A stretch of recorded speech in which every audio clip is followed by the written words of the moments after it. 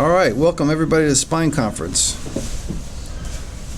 And just so that I can bore you guys to death, I'm going to go over something that's totally irrelevant. This is a picture that I took last week in Zion, Utah. You got anybody been there? Yeah, I was there. Yeah. You been there? You been there? Yeah, it's beautiful, isn't it? I was amazed. I'm not a really nature guy, but I was really amazed. We had a blast. And this is court of the 4 patriarchs. There's like 3 peaks. And What state is this? Utah. And these are the 4 peaks. Whoa, something's wrong with the my computer. I think it'll be okay though. Hold on. Let me see something. No, it'll be all right. It's cut off. My computer's cut off. But these are the 4 peaks. Abraham, Isaac, somebody else, and the 4th one. Okay. Jacob, that's a good one. Okay. Did you do the narrows? The what? No, we didn't have time. Yeah. I think next time I'm going to do the narrows. You got to get the suit though.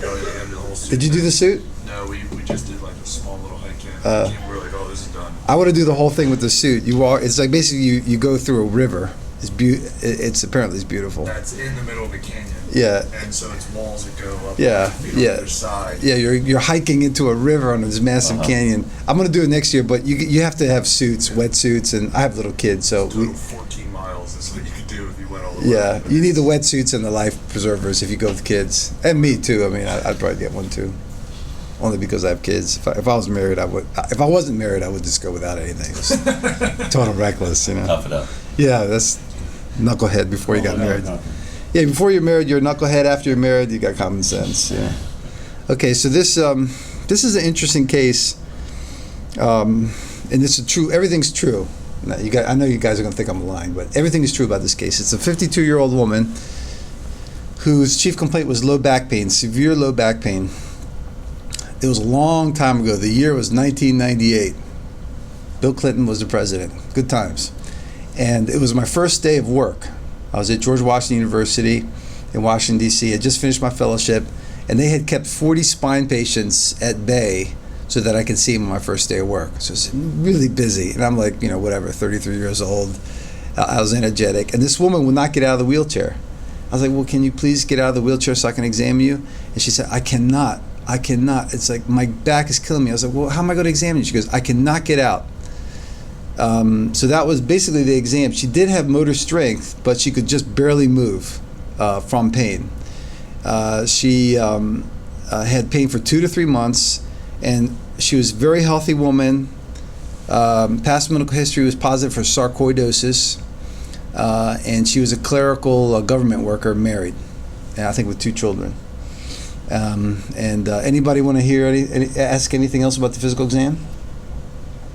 Reflexes? It's normal, the 2 out of 4 and no clonus. Yeah. So just severe pain and also severe left sciatica pain. So severe low back, good morning Cammie. Severe low back pain and severe left L5 radiculopathy type pain and just will not move. Okay, so Adam, what do you see here? Anybody want to ask any other questions about exam? The severe pain. She's been like that for like 2 months. So we got 2 views of the lumbar spine, an AP and a lateral, and on the lateral radiograph you can see what I think is L4 is anteriorly positioned, I would say anteriorly listed east on L5 by 8 millimeters maybe, grade 1. Then you look in the frontal, you can see that there are some facet arthropathy. You don't see the facets, the joint space as well. So at L4, 5, and 5-1, there's facet arthropathy. And you can tell that. Tell like Aaron how you can tell the facets arthropathy. If you don't mind. If you look, start by going up higher and look at, let's say that they are the L3, L4 level. You can see the pedicles nicely. You can see the lucency of the joint space right there. Yep, you can see that lucency there. And just the density of the bone. Whereas when you get lower, it's whiter. It's very white. More bone, and you don't see the joint space as well. You can't outline the pedicles as well. And so there's, and then the same, and it's true on the lateral too. Again, there's increased density.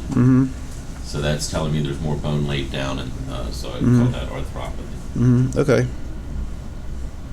So here's, and I'm sorry about the pictures. These are, there's a bunch of them, okay? But these are from 1998, and also I take pictures with slides in the old days, and then I made them into digital, so the quality is not so good. But I apologize, but go ahead.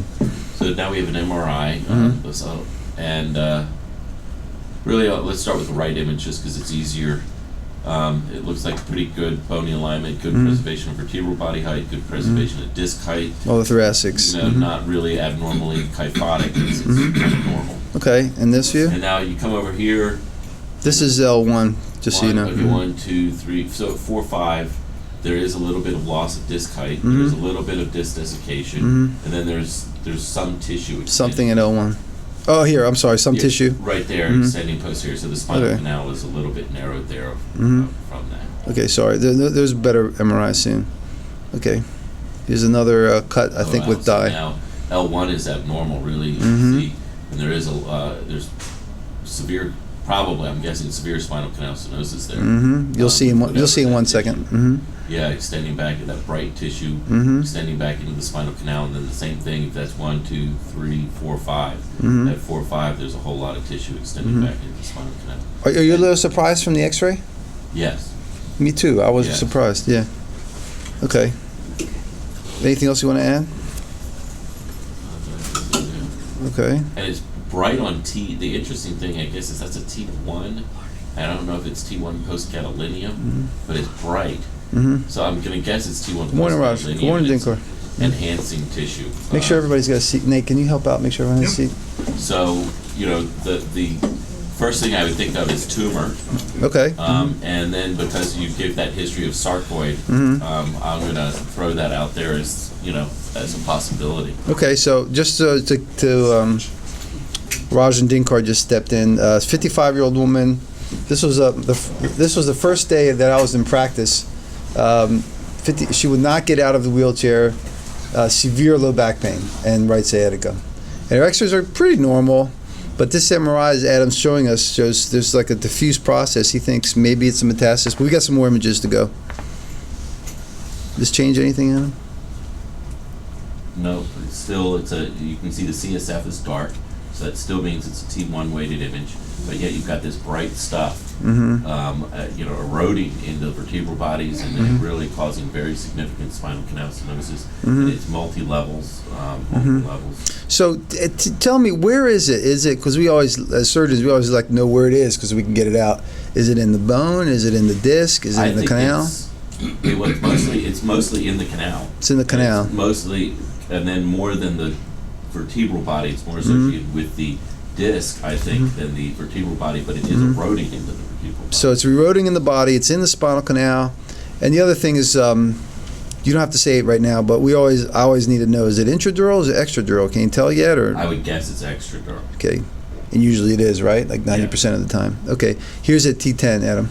So T10, we're again, because of the CSF, I can say that the CSF area around the spinal cord. So there's the CSF, and then there's the spinal cord in the center with some nerve roots.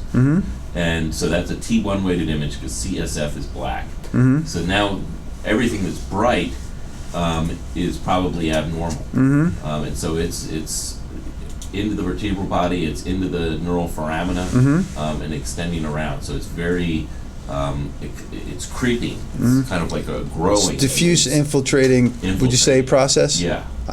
I think I'm a radiologist, you know. That's why, I always wanted to be a radiologist, by the way. So this is L1. So now at L1, the interesting thing here is go to the black in the spinal canal. That black area should be round. Yeah. It should be spherical or round. And so the fact that it's bowed like that, there's something in the spinal canal again on a T1 weighted image that's bright. Probably I think it is. You can look at the kidney over here on the left, and you can see the kidney is really bright, so it is post-gadolinium. So this is a brightly enhancing tissue, extradural, compressing on the dural sac, causing spinal canal stenosis. Okay. So a growth of some sort, whether it's a tumor, a sarcoid infection, all could get. We got some more. Here's another. Does that change anything? Doesn't change anything. Again, these dural sac should be round. It's not. It's so it's neurological compression there. Here's at 4-5, Adam. Remember, she had L5 radiculopathy on the left. Right. So now you can see how much greater it is on the left. The lateral recess is is at the neural foramen. So if this is the L4, L5 level, the L4 is the exiting nerve. The L5 is the traversing nerve, and as it's traversing in the lateral recess, it's getting impinged. That would probably explain her sciatica. Same thing down here, probably just a little bit lower. It's greater on the left. You can see how asymmetric the spinal canal is. More the left-sided. left side being narrowed to a greater degree than the right. Okay, so now this. So let's just go back and 52 years old, low back pain, a normal X-ray, but this diffuse infiltrating process that Adam just described in the spine. T10, L1, L4, L5. So what are your thoughts, Raj? You're an orthopedic surgeon. What would you do here? And this is not a trick question. Just give me some. Just what do you think? I mean, in that age group, met myeloma, lymphoma, infection, sarcoid. Is she African American? Yes. She has a history of sarcoid. We know that. Oh. Sometimes TB can do that also. Is TB common? Not here. This was 1999. Is she an immigrant or? Nope. She's DC through and through. Redskins fan, everything. Government employee. Government employee. Yeah. She's like the ultimate DC person. Married, 2 children. No intravenous drug use. She's monogamous. Usually in tuberculosis, we don't find this type of picture. Usually it is in the destruction of the disc and vertebral body is more. Usually disc space, and usually the disc Space, gets destroyed and it collapses, Yeah, it right? collapses entirely. And it can Not become like this. gibbous. Yeah, this is unusual because it's more diffuse. Okay, so the workup. So I agreed with what Raj says. Anybody like I think is over 55. Do you say met myeloma lymphoma, or is it 45? 55. 55, good, because I'm past 45, so I'm not 55 yet. So met myeloma lymphoma. So we did the workup, SPEP, serum protein electrophoresis, and nothing else was positive except for these lesions. So what's the next step? Now we do have this thing. I dug it up. It's her lung biopsy from 3 years ago, which shows a non-caseating granuloma. So we'll get into that one second. But what's the workup now, Raj? What do you want to do? What would you do? You have to biopsy the spine lesion, I think. So you need No. tissue. Yeah, you need a tissue diagnosis. And is there one that you would pick? What do you mean? One lesion you would pick. So you find like the easiest lesion to pick, I guess. So you don't have to answer it. So I mean, I probably would do L4, L5. It's below the level of the spinal cord. It seemed like it was very diffuse, and that's what I did. I sent her for a CT guided biopsy by radiology with a fine needle. So that was the plan. So I didn't know what it was. I thought it was tumor, metastatic tumor of unknown primary. So this is her. So any questions at this point? Okay, this is her previous biopsy of her lung, and you see this is a granuloma, and it's non-caseating. Do you guys know what caseating means? It means it looks like cheese. Yeah, so pathologists, for some reason, they love to talk about food when it comes to cancer and infection, things like that. So they say it doesn't look like cheese. But caseating looks like cheese because when you actually cut open the granulomas, it looks like, I don't know, like a white, thin cheese. And the granulomas, who can guess what they're made out of? Like, what is a granuloma? What is this thing right here? Anybody ideas? Fibroblasts. So it's activated fibroblasts, and also it's macrophages, and they all combine together to make these things, these granulomas, and those are the macrophages themselves. And in sarcoid, I mean, obviously I'm an orthopedic surgeon, I'm not an expert in this, but in sarcoid it's a reaction to the sarcoid process. So here's her spine biopsy, and she was found to have granulomas, but they were caseating granulomas, which is classic for tuberculosis. And here's another biopsy, and I'm not going to go over it. I'm not going to act like I know what I'm looking at, but the granulomas are necrotic in the center. And on high-power biopsy, acid-fast stain showed bacilli, so it lit up for tuberculosis. So she had tuberculosis. Now, why would so? Does anybody have any ideas why she would get tuberculosis? I mean, tuberculosis is not common, right? Just give a guess. Anybody? HIV. She was HIV, right? So it turned out she was HIV positive, and the infectious disease doctors who sit down and they totally understand these problems. The medical student on the infectious disease externship sat down and spoke to her, called her family. He totally got into this patient. It turns out her husband was an intravenous drug abuser and did not tell her that, and she got the HIV virus from her husband from heterosexual sex, and she didn't even know this. And she also had tuberculosis, and she also had sarcoidosis, which was very interesting. So the diagnosis was diffuse, an unusual case of disseminated tuberculosis. And I was in Washington D.C. I thought these things only happened in foreign countries, but here it is. Washington D.C. This person had diffuse Pott's disease. So I wasn't sure. She was in terror. She still would not walk, and I thought for sure I had to do some kind of surgery. And I had all sorts of things in my mind. I was going to do, like, remove a portion of it and decompress. I didn't know what I was going to do. But the first line was just try some antibiotics and see if it works. So who wants to guess what happened? L4, L5, really bad infection into the foramen. T10, L1 was involved, the whole body. And I put her in a brace, T-Loso brace, and antibiotics. Who wants to guess what happened? Actually, how many drugs you started? She got like 4 of them. 4. Yeah, isoniazid, rifampin. With patient has any paraplegia or any neurological? No deficit, just severe pain. No deficit. Usually with the standard this anti-tuberculosis drugs and rest makes total cure almost. Yeah, that's what happened. It was like a miracle. In 3 days. There is no need for surgery. Yeah, it was a miracle. In 3 days, she walked home, and she wore the clamshell brace. I made her wear the clamshell brace for 3 months so she doesn't fracture. But it was unbelievable how well she did. I was totally amazed. So does anybody want to make any comments? I'm going to talk a little bit about tuberculosis. So I just dug this case up because it's in the news now. If you look into the front page of the Wall Street Journal, it's like a man with multi-drug resistant tuberculosis was caught entering Texas from Mexico, and he was quarantined, and it's a serious problem. And I thought I should just read more about it. So a lot of people have died from tuberculosis. George Orwell, actually Mandela didn't die, but he has it. And where does it come from? It comes from droplets, respiratory droplets, or aerosolization of your respiratory system. So when you sneeze, there's 40,000 of these droplets in the air, which is like unbelievable. And all you need is one of those droplets to get into your lungs. Cammy looks disgusted. All you need is one of those droplets to get into your lungs, and just a couple of those bacilli, and you get tuberculosis. So it's very contagious, and it's from the air. And it's from the Mycobacterium tuberculosis. It's a small aerobic non-motile bacillus, and it divides very slowly. Instead of like less than an hour, it divides in 16 to 20 hours. So it's very slow growing. And this is like a tiger at bay. So I kind of look like usually the vast majority of cases that have tuberculosis, they're latent. So they just sit there in your body, in your lungs somehow, and they can last for years.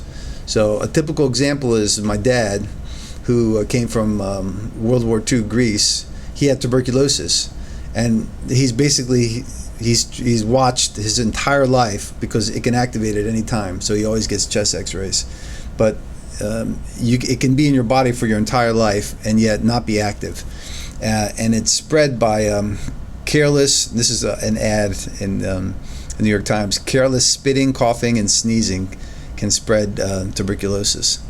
So how do you know if somebody has tuberculosis? They have a cough, they have night sweats, they have a fever, they have weight loss, and they can cough up blood, and also they have malaise. So if you can remember those things, and if you ask somebody those questions, do you have a cough, night sweats, weight loss, malaise, have you ever coughed blood, and a fever? If they say no, there's very low probability that they have tuberculosis. Not active, I'm talking about latent. So in the third world, That's the first line step, is they ask these questions because they don't have all sorts of tests, or they don't check for PPD. And if those are all negative, they most likely, yeah. These all symptoms are for tuberculosis of lung mainly. Mm-hmm. Those are those are extra, like tuberculosis of spine, or tuberculosis of any joints, or tuberculosis of any bone. They will present, but those are not infectious diseases which you are talking about. Mm-hmm. Only those positive for lung tuberculosis, those are only infectious. The rest, yeah, The rest of them are right. So not contagious. right. So the secondary tuberculosis are not contagious. Yeah, not. So if it's in the lungs or meninges, Only lungs can cause not lung, this. yeah, right, meninges or spine or joints, or yeah, it can basically go anywhere, I think, right? Yep, tuberculosis can be anywhere in the body. Where have you seen tuberculosis?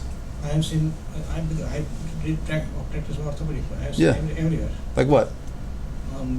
Tuberculosis spine, tuberculosis hip, knee, ankle, wrist, everything. Did you wash it out? Did you wash them out? Usually with all anti-tuberculosis drugs, they are being cured. They do well.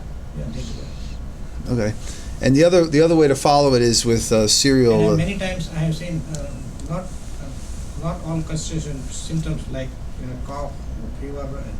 I have seen one case. I have seen that was he presented to me with acute back pain. Acute back pain. Acute back pain. He came to my hospital Mm-hmm.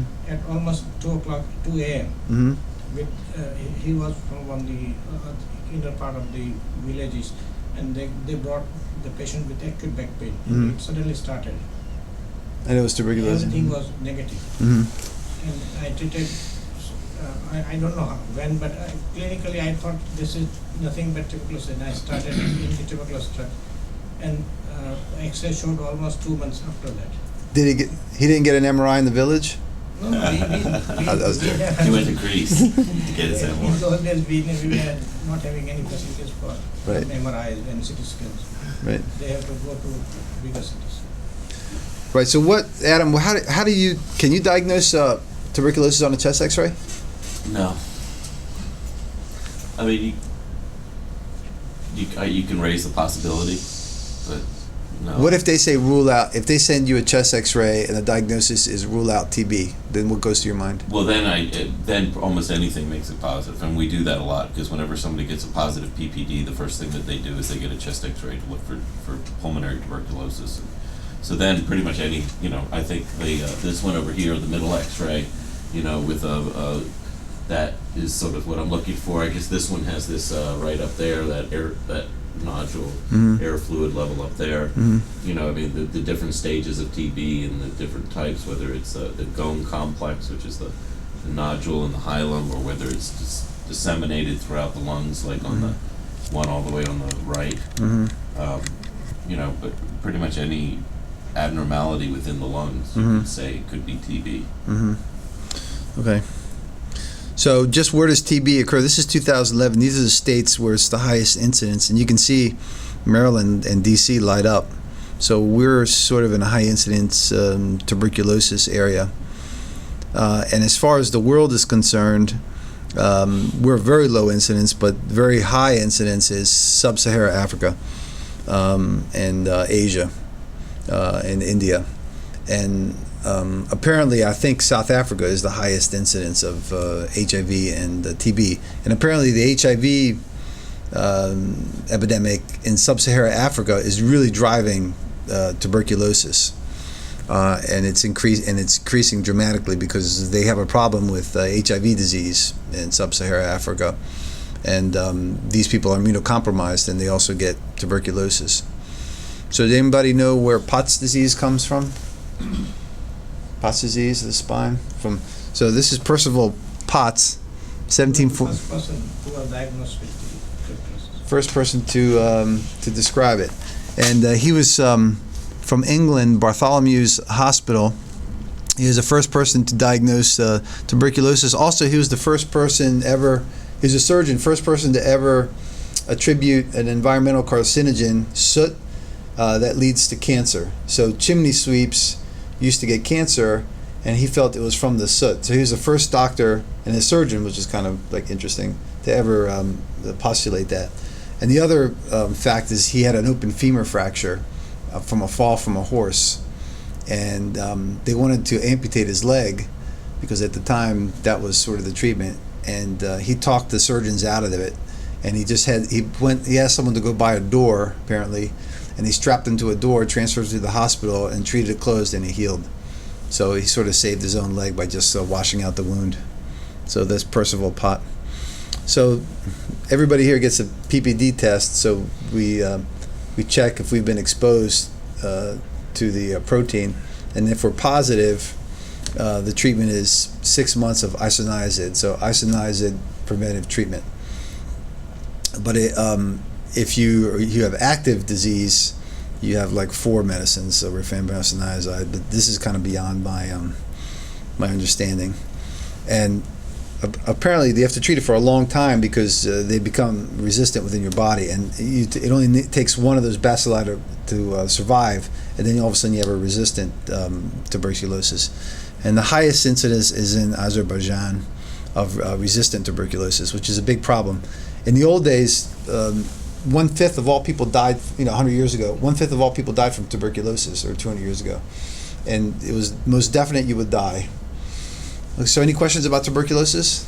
Just to give you an information, in the late 50s or early 60s, Maryland Chesapeake Hospital, it was 7-story in Pikesville, Maryland. I worked there for 5 years. Really?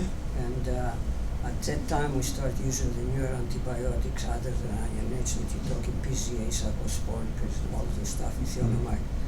And then at the end they closed the hospital because we used to receive patients from all the counties and all the states in the United States.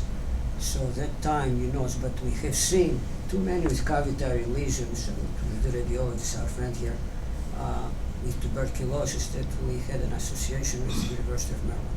Just for your What was the name of the hospital? Mount Wilson State Hospital. Mount what? Mount Wilson. Mount Wilson. Wasn't Francis Scott Key Hospital originally a tuberculosis hospital? I don't know this, but I think when I went to medical school they told me that, and it was because it was on a hill and there was a lot of wind. They used to send people there. well, it still is a beautiful place. It's assisted living now. Now it's Highland Town. It's like Greektown. It's But different. recently we have some information from India that using the newer drugs they become resistant and they don't know how to help the tuberculosis patient, active TB. In Right. If it's a resistant, these people die. In the Wall Street Journal was another. Yeah, it's constantly in the news. Yeah. Yeah. I did my residency in Denver, and because of the altitude and the thinner atmosphere, it was a big TB treatment center. And there's a hospital out there called National Jewish Hospital, which is the only inpatients it takes now are pretty much lung patients. But they have, on the top floor of the hospital, there was a balcony on all four, a rectangular building. There was a balcony on all 4 sides, and there's pictures of the patients in the middle of winter out on the balcony wrapped up in blankets, but it was to be outside and in the UV light to help, as part of the treatment for treating TB. That was in the 50s. Okay. Any other comments on tuberculosis? Actually, the resistance which he mentioned in India, which we see, that is because India is very poor country, and the patient, even though government has the facility, they give all the anti-tuberculosis drug free to all the patients, but patient has to go to take the medication at the center. So that is why they don't complete the complete course of 9 months. Initially it was 1.5 years, but now it has reduced to 9 months course for anti-tuberculosis drugs. Right. They don't complete it. Why? There's an acronym. It's called DOCS. I think Direct Observatory. Directly observed physician the treatment or something. So they make the patient come and they hand it to them and watch them take it to make sure they're compliant, because patients, they feel better and they just stop, and they don't, after a couple months the patients feel better and I do the same thing. I stop. I don't go to doctors if I feel fine. Well, the article says that they cannot afford to complete the treatment due to financial problems. But also people have a tendency not to take medicine if they're asymptomatic. I mean, it's like a natural human thing. We also had, he mentioned about tuberculosis hospital. We have very big hospital in the district, and now it is closed because now we don't need those type of facilities which we used to have in the past because of all very good medications. Right. But instead of pyrazamide, we use now rifampicin for almost 9 months. Okay, so any other comments on tuberculosis? Okay, so this is another picture from my trip, because I like to talk about myself. And this, my wife says sometimes I'm a fool, and this is a case where I was a fool. I kept trying to get a good picture of this animal. I was like, boy, that's a nice, colorful animal. This was on our hike. He's got black, yellow stripes. But you know, nature is you're not supposed to go close to colorful animals, and that's a Gila monster. And my cousin said, "What? That was a Gila monster?" And I was like, "What's that?" And it's I think only one of the 2 venomous lizards. And the other thing about a Gila monster, it's like a bulldog. When it bites, it does not let go usually. So you've got this huge, and this thing the tail was about a foot long. You've got this huge lizard that won't let go, and a lot of times you have to submerge your body part in water so the lizard will let go, and it's venomous. But the good news is, Did you get bit? huh? Yeah, I did. But I just with my superhuman strength, I choked it like Hercules. You know the story of Hercules? He choked 2 snakes as an infant. That's like me, because I'm a Herculean Greek. No, so apparently no humans ever died from a Gila bite because they don't attack. They're just basically they use that venom for predators. But anyway, we saw a Gila monster. So Now, I was watching a Bond movie about 2 weeks ago, and there were Gila monsters in that. And, Really? And I think they, Bond threw, I forget who he threw into the Gila monsters, and that guy definitely did not survive. that's a Yeah, pit. they were huge Gila monsters. That's a pit. Yeah. When you ever get a lot of animals the What same Bond species movie was together, that? Do you The remember? most recent one, right? Skyfall? Skyfall, yeah. Was it in that one? Well, Skyfall. it's already been reported. It's common knowledge. I'm getting old stuff here. Was that, I don't know if they were. I didn't think that was Skyfall. I don't know. Those are- I haven't seen it. My kids are too small. I'll see it on DVD. Okay, so I want to just go over like more spinal infections, what they look like. So Adam, how is this infected area an infection and this one's not? Like, tell people. Right, so it's a T2 weighted image because you look at the CSF and the CSF is white. Where the arrow is, that is showing a nice annulus fibrosis at the periphery of the disc space, and then in the center you have the nucleus pulposus with its bright gelatinous watery signal. So then we'll go up by the A, and you can see that for one, the whole, there's no clearly defined disc space really. The margins are irregular, the vertebral bodies are bright as if they are edematous. The end plates are eroded, the dark black line of the cortex down here, the black line there, that's the cortex, it's gone up here. So this black line's cortical bone and it's gone here. Yeah, so you have and then anteriorly, the prevertebral soft tissues, there's a lot of swelling and of abnormal tissue there. So it looks like it's lifting off the anterior longitudinal ligament, doesn't it? Yes. And it gets hypertrophic too in infections. And it's causing spinal canal stenosis. So it's a disc space, a disc-centric process eroding into the vertebral bodies, expanding the disc space, expanding out of the disc space, causing spinal canal stenosis. So infection is a very good probability. And it rips through the disc space. Now, why isn't this? Is this a disc infection? No, that's just degenerative changes of what sort of marrow, either fatty marrow end plate change or marrow edema, modic, or people with modic type end plate changes. The disc is narrowed, the disc is desiccated, but it's a chronic degenerative process rather than an infectious process. The disc is dark; it's all black. It's not as destructive as the other process, which is the other thing.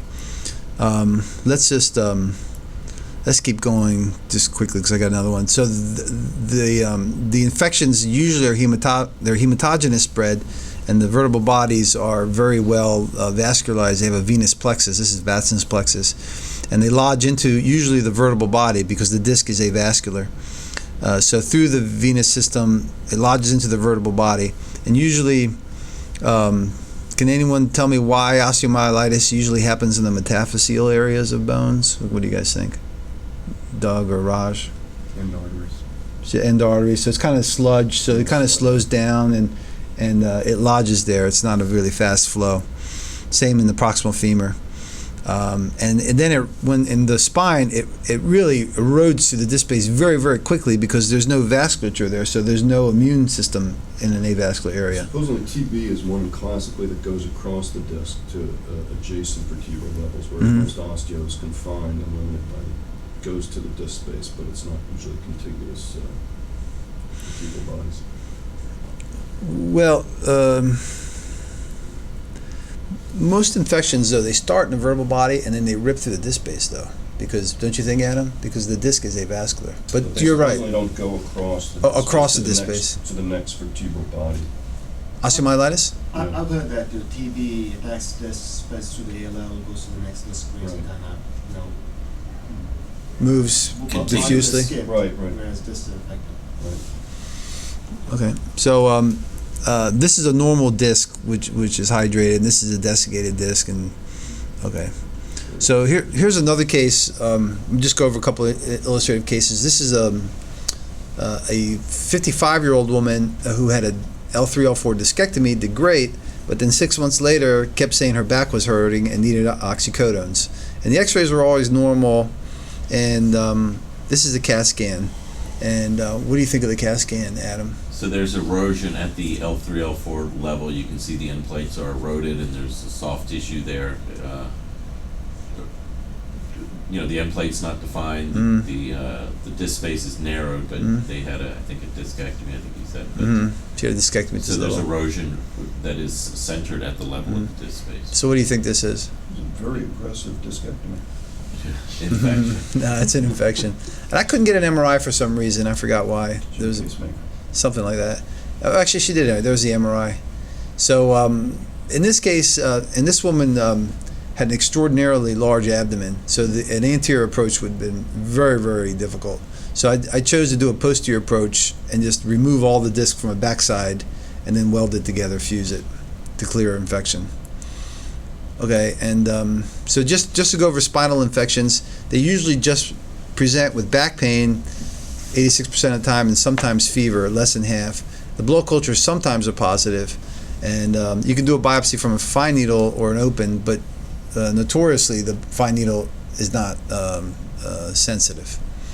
And the organisms frequently, sometimes it's none, sometimes it's multiple. Staph aureus is the most common, followed by Staph epidermidis. And who can be treated with antibiotics? People. Wait a minute, non-operative. People with Staph aureus, but usually you can try antibiotics, but it commonly fails. And it's most common in diabetics, people on steroids, immunocompromised people, malnutritioned. And it usually comes from the urine 19% of the time, 7% in the lungs. What do you think the best imaging is, Adam, for rule out spinal infection? MRI with gadolinium. MRI. And the gadolinium, why the gadolinium? To show the enhancement and the extent of the disease. Okay. Okay, so any questions about spinal infections? I have one more case. Okay, this is CW is 93, but he doesn't look a day over 80. And really strong Harford County guy. He fixes his fence, he rides horses. Hey Adam, but how does gadolinium differentiate infection from another inflammatory process? No. Or tumor, no. So it's really very non-specific. I mean, if everyone who has back pain is probably going to have a positive gadolinium MRI. They're going to have, if I'm afraid that they've got a tumor, or they've got discitis, or they've got an infection. Well, it's the it better It's gotta be defines positive, right? positive in the sense of, yes, there is enhancement. So wouldn't what I was trying to get at is, wouldn't a nuclear scan be much more specific? No, nuclear scan, no. It's just going to show the osteoclastic activity, and so. No, it's a labeled nuclear scan. So you do a bone scan and then you do a white blood cell labeled study. That's going to be much more specific for an infection. No, because the inflammation. It's not going to light up in a tumor. No, it'll probably still light up. It won't be as much A white as blood cell infect. labeled bone Yeah, scan? it would still. It wouldn't be as intense, perhaps, as the white blood cell, as the infection. It would be more positive with infection than with tumor, but I still think it would be positive with tumor. Okay, let's keep this last case, 93, and this is from 2003. At the time, that was 7 years ago. So he was 87. So just in general, what do you think of his spine, Adam, for an 87-year-old man? Just ballpark. It's decent. It's pretty good, right? Yeah, he's got some little bits of malalignment, Mhm. like 2, 3, 3, 4, 4, 5. Mhm. And But some the vertebral body height's pretty good. The marrow signal's pretty homogeneous. The discs are all there. They're a little desiccated, but they're all which there. goes to show you that a very high proportion of what degenerates is from genetics, not from age. This guy's 83 years old. His spine looks pretty good. I mean, this spine could easily be a 45-year-old man, and it's 40 years older. So then he comes in the ER 1911 with this superior end plate fracture, 54321, from a fall, L1 superior end plate fracture. So what? Let's say, Doug, you're on call. What would you do to this man? He's 93. He really had a fall? Yeah, he did. Superior end plate fracture. And he's like really robust guy. He's Yeah. tough. Yeah. Okay, would you do, say, kyphoplasty, just pain pills, a brace? What would you do? Yeah, I'd probably make him comfortable and brace him if, Okay. just as simple. So that's what the orthopedic surgeon did, brace and pain pills, and he did fine. So he comes, this is him, so the L1 fracture. He had, 2 months later, he had an episode of urosepsis for which he was admitted for several days. And then in May, he kept saying his back was hurting, and they repeated the MRI. So this is like 4 months later. What do you think here? What do you think happened to him? He's gotten a lot worse. The fracture of the L1 vertebral body has progressed. The vertebral body is more edematous, and now it's crossed the disc space and eroded the inferior inflated T12, and the edema is permeating throughout T12, and then there's like an abscess or something anteriorly in the prevertebral soft tissues. So what happened to him? He got infected from his urine UTI. His urosepsis became bacteremic and lodged into the fractured end plate. So what do you think of the canal? So the spinal canal is stenotic. You can see the probably the conus there, where it's getting displaced posteriorly. A little bit of impingement with some ligamental thickening from the left facet, and posterior retropulsion of tissue. Whatever that tissue is, there's tissue going back. So it's not good. So I went over the case with him, and it's, you need it resected, or you probably need it resected anteriorly. It's a big operation. He goes, Doc, I'm 93. He's 93? Yeah, he goes, I don't want anything. I was like, all right. So we just kept treating him with antibiotics. He came back again to the ER in June. He's getting worse. The MRI got worse. Now he comes in August, and he can't walk, and his pain is not controlled with opiates, while he's supine. So basically, he's miserable while laying down. But he still has motor strength, but he just can't walk because his pain's so bad, and he's miserable in a supine position. He's just horribly painful. So what do you think of the MRI here, Adam? The disc space infection, the sort of abscess there at the disc space has gotten bigger. Yeah. I don't think the spinal canal stenosis How about is much better. how about here? Because now there's epidural infection. Yeah. So he's got an epidural infection posteriorly now. So his problem list is horrible pain. He has L3, L4 stenosis, L4, L5 spondylolisthesis. He's 90, and the infection's going crazy. And he felt he couldn't deal with this anymore. He's like, I can't live like this. So I decided to do an operation on him because that's what he wanted. He said, I cannot live like this. I do not want to continue this treatment, and I'm willing to take the risk. So the problem list was this massive area. To do an anterior approach in a 90-year-old man, it's very morbid. You have to either do a thoracotomy or take down the diaphragm, and it's not very good. So I decided to do it all posterior. I put 4 screws above, 4 screws below. I did a full laminectomy here. I decompressed L304 because it was stenotic. I did a wide laminectomy, and I removed a lot of the facet so that I can stick cement in the front. So I basically, this just describes what I did. I stuck vancomycin impregnated cement into the abscess after removing it. So you can see here, this is where the abscess was, and I totally debrided it and then filled it with cement, which gave him anterior support. It's not the best way to do it. The best way to do it is anteriorly, and then you can remove all of this bone. You could also remove all of it posteriorly, but it would take a really long time and bleed a lot. So time is of an essence here, because these people can only tolerate so much time in surgery. And this shows the decompression. This shows that the spinal canal was open from a unilateral approach, so it didn't destabilize it. And 3-4, you can see I did a unilateral laminectomy, bilateral decompression, and that really tight area pre-op was opened. But postoperatively, he did great. His pain was mostly gone, but he still could not ambulate, probably in part because he was bedridden for 6 weeks pre-op and he was 90. So if you put a beautiful young specimen like Cammie on bed rest for 6 weeks, she would be stiff. So you can imagine if you're 90, it's tough.